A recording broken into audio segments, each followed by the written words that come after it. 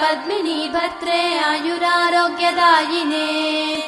हर्षवल्ली निवासाय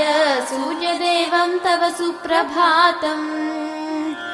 उत्तिष्ठोत्तिष्ठ चायेश उत्तिष्ठ उषयोज्ज्वल उत्तिष्ठ पद्मिनी कान्त लोकानां मङ्गलं कुरु मातः समस्त जगतां मधुकैटभारेः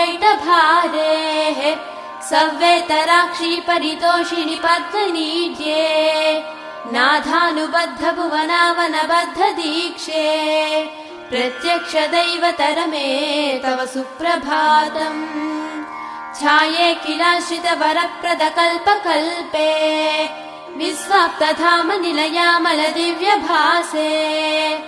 आयाहि शीघ्रमघनासिनि संश्रितानां श्रीसूर्यदैवतरमे तव सुप्रभातम्।